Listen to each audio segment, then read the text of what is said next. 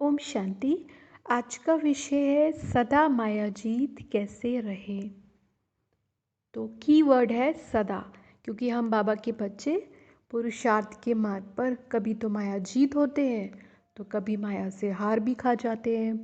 तो ऐसे बच्चे बाबा को अच्छे नहीं लगते। तो हम सभी चाहते हैं कि हम सदा ही मायाजीत रहें। तो इसके लिए क्या करें? क्योंकि हम अनुभव करते हैं कि पुरुषार्थ में, विशेष योग में हमें माया का सामना करना पड़ता है, जिसके लिए सामना करने की शक्ति चाहिए होती है। तो जब भी बाबा को याद करने बैठते तो माया का फोर्स रहता है। अब उस पर विजय पाने के लिए हमें डबल फोर्स लगाना पड़ेगा। तो ताकत चाहिए, शक्ति चाहिए। तो क्या करें, किन बातों का ध्यान रखें, इस पर चिंतन करते हैं ताकि हम निरंतर सहज मायाजीत रह सकें। तो माया तो है और माया तो रहेगी, क्योंकि युद्ध चल रही है ना। बाबा कहते बच्चे युद्ध भी एक खेल है। तो माया तो है, लेकिन माया जीत हम सहज रहें, सदा रहें, उसके लिए हमें क्या लक्ष्य रखना चाहिए? हमें दो बातें ध्यान रखनी चाहिए। एक तो ये कि परमात्मा की जो श्रीमत है वो सबसे ज़्यादा शक्तिशाली है। तो हमें पुरुषार्थ में लक्ष्य रखना चाहिए कि हम परमात्मा की श्रीमत को अपना नेचुरल नेचर बना लें। ये हमारे दिमाग में होना चाहिए। दूसरा, शूद्र जीवन के जो स्वभाव, संस्कार और सर्व प्रकार की छोटी से छोटी भी जो स्मृति है वो पूरी तरह से समाप्त होनी चाहिए। जैसे बाबा कहते हैं ना कि अगर अंतिम संस्कार कर देते हैं तो कोई भी मरी हुई चीज़ वापस ज़िंदा नहीं हो सकती है। ज़िंदा होती इसलिए है क्योंकि उसको योग की अग्नि में हमने जलाया नहीं है। अब इसमें भी दो रास्ते होते हैं। अच्छा बनने के लिए या तो सारा जो पुराना है उसको साफ करो, खाली करो, उसमें बहुत ताकत लगती है और हिम्मत भी चाहिए। फिर अगर हिम्मत थोड़ी कम है तो दूसरा रास्ता ये है कि अच्छा अच्छा भरना शुरू करो, तो जो अच्छा नहीं है वो आपे ही समाप्त हो जाएगा। तो ये दो मेथड हैं, लेकिन ये दोनों लक्ष्य बहुत ज़रूरी है सहज एंड मोस्ट इम्पॉर्टेंट सदा मायाजीत रहने के लिए। क्योंकि सदा मायाजीत नहीं रहते तो माया बहुत नुकसान करती है। हम सभी ने अनुभव किया ना, जैसे भिन्न भिन्न रूपों में माया हमारा नुकसान करती है, भिन्न भिन्न रूपों में आती है। जैसे व्यर्थ संकल्प की जो समस्या है वो सभी अनुभव करते हैं। तो व्यर्थ संकल्प बाबा बताते कि अभिमान है, अपमान है, ये व्यर्थ संकल्प के मूल कारण है। या किसी से लगाव है तो व्यर्थ संकल्प चलता है। समय है, समय कितना बहुमूल्य है, कितना कीमती है, प्रीशियस है। बाबा कहते कि संगम युग का जो एक क्षण है वो एक जन्म के बराबर है। तो सोचो कि अगर हम ये स्मृति में रखें तो हम अपने समय रूपी बहुमूल्य धन को कभी भी व्यर्थ नहीं जाने देंगे। तो भिन्न भिन्न रूपों में माया आती है। कामना, कामना केवल मोटा रूप नहीं है। जैसे हमारे जीवन में छोटी सी छोटी इच्छाएं हैं, उनका फोर्स रहता है। एक दरवाज़ा बंद करते हैं, दूसरे दरवाजे से आती हैं, दूसरा आप बंद करोगे तो तीसरे से आएंगी, तो वो आनी ही है। अब यहाँ पॉइंट है उसको फेस करके उस पर जीत पाने के लिए। तो जो परमात्मा की श्रीमत है उससे बड़ी कोई चीज़ संसार में है नहीं, वो सबसे शक्तिशाली है। भगवान की बात को मानना, उनकी जो श्रीमत है, तो वही है जो हमें सहज मायाजीत, निरंतर मायाजीत बना सकती है।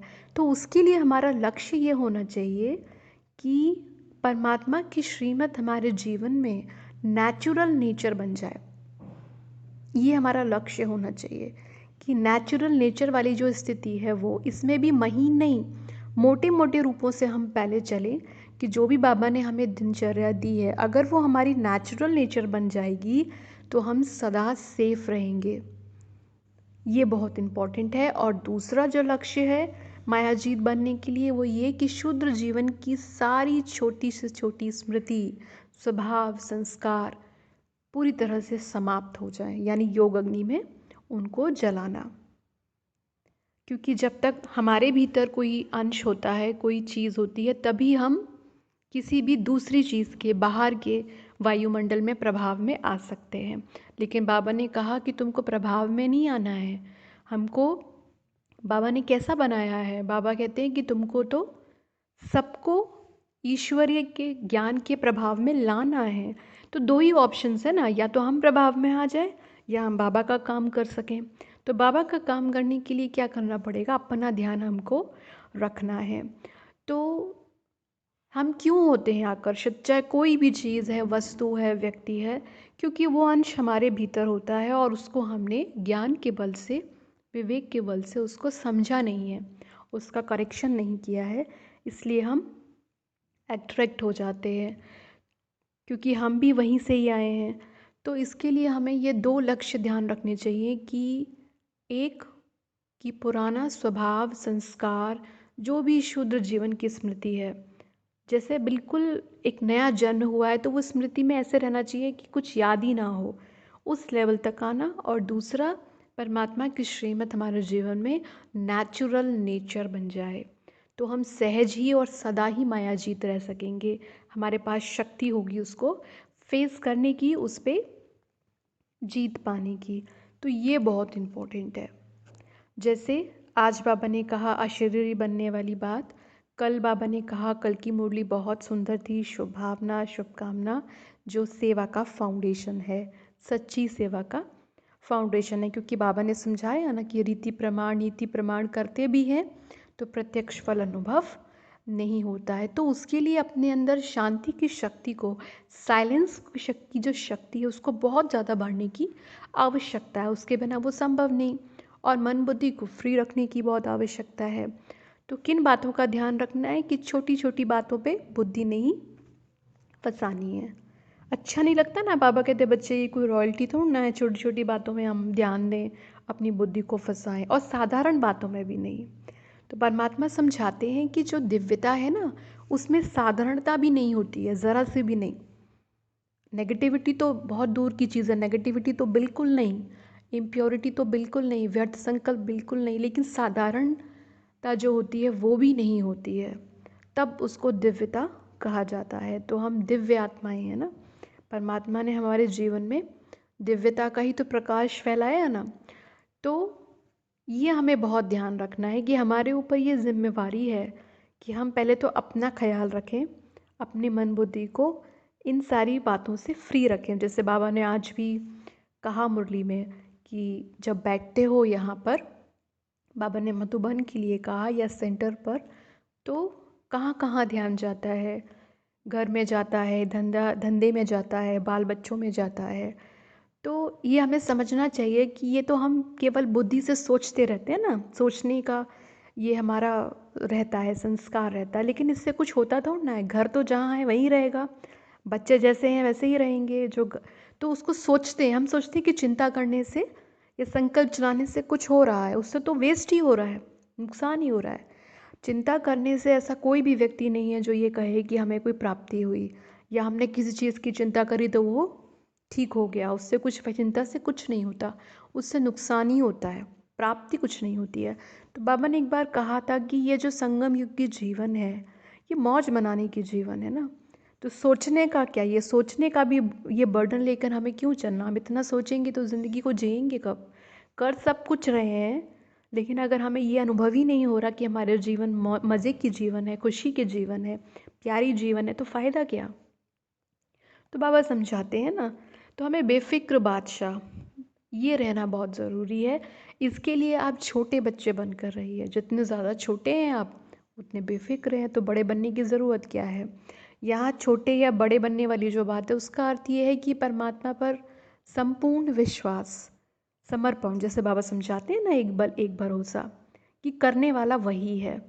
तो छोटे बन जाइए, या अब आपके ऊपर है कि आप कितने छोटे हैं। वो वाला नहीं कि हम ज्ञान में इतने साल से चल रहे हैं, XYZ, वो बात नहीं है। हम बाबा के कितने छोटे बच्चे हैं, हम न्यू बॉर्न बेबी हैं, 1 डे हैं या 1 मंथ हैं या 1 ईयर, कितना बड़ा हम अपने आप को बाबा का बच्चा समझकर इस जीवन की यात्रा में चलते हैं। उसी के अकॉर्डेंस में हम खुश रहते हैं, हमारे जीवन मौज वाली रहती है। तो ये बहुत ज़रूरी है। तो बाबा ने एक बार कहा भी था कि ब्राह्मण क्यों बने हो, खुशी के लिए बने हो ना। खुशी बहुत इम्पॉर्टेंट वैल्यू है हमारी ज़िंदगी में। खुशी बहुत इम्पॉर्टेंट प्रेरणा है पुरुषार्थ करने के लिए। खुशी, सुख, शांति, प्रेम, ये सब हमारे जीवन मूल्य हैं, तो हमारी प्रेरणा है ना। तो हमें ये ध्यान रखना है। तो मायाजीत बनने के लिए विशेष हम इन 2 बातों पर ध्यान रखें। अपने पुरुषार्थ में ये लक्ष्य को स्पष्ट रखें कि हमें जो श्रीमत है उसे शीघ्र अतिशीघ्र अपने नेचुरल नेचर तक लेके आना है, और पुराने जीवन की किसी भी स्मृति का कैसा भी अंश जो है वो नहीं होना चाहिए। ये बहुत इम्पॉर्टेंट है। बाकी हम सभी समझते हैं कि हम व्यक्तिगत रूप से हम जानते हैं कि माया किस किस रूप में या किस प्रकार से हमको इफ़ेक्ट करती है। जैसे लगाव है, तो ये लगाव बहुत इम्पोर्टेंट एस्पेक्ट है माया का, क्योंकि ये हमको अशरीरी बनने नहीं देता। क्योंकि हम समझते नहीं हैं कि लगाव प्यार है ही नहीं, झूठ में फंसे हुए हैं, अननेसेसरी। अपना भी टाइम वेस्ट, दूसरे का टाइम वेस्ट, लाइफ वेस्ट, सब कुछ वेस्ट। कोई अर्थ नहीं, कोई मीनिंग नहीं। क्योंकि जिसको आप प्यार समझ रहे हैं वो प्यार है ही नहीं। अटैच हो जाते हैं हम, किसी को समझते हैं ये हमारा अपना है, ये मेरा है, तो अटैच्ड हो जाते हैं, तो समझते हैं ये प्यार है। ये प्यार नहीं है। तो अटैचमेंट वाली जो बुद्धि है वो परमात्मा का कार्य नहीं कर सकेगी, वो सेवा नहीं कर सकेगी, अपनी स्थिति को भी अच्छा नहीं रख सकेगी। तो हमें ये इंट्रोस्पेक्शन करना चाहिए अपने अंदर कि माया किन किन रूपों में हमारे सामने आती है। क्या मुझ आत्मा को फिर चेक करके क्या करना चाहिए, क्या कदम उठाना चाहिए, भगवान से, परमात्मा से क्या राय मुझे लेनी चाहिए। तो ये सबका अपना अलग अलग होता है। तो जैसे कोई आत्मा है, अगर वो हमें एक नेचुरल अफेक्शन शो करते हैं, बहुत कंसर्न, केयर, प्यार शो करते हैं, तो इसमें इन्फ्लुएंस्ड नहीं होना चाहिए। तो बाबा समझाते हैं कोई भी विशेषताएं हैं, गुण हैं, तो वो दाता की देन है ना। दाता को देखो, अभी बाबा ने कहा ना, व्यक्ति को नहीं। तो ये स्मृति में हमें होना चाहिए, शुक्रगुजार होना चाहिए, ग्रेटफुल होना चाहिए, लेकिन इन्फ्लुएंस में नहीं आना चाहिए। तो ये हमें विशेष अटेंशन रखना है। ओम शांति।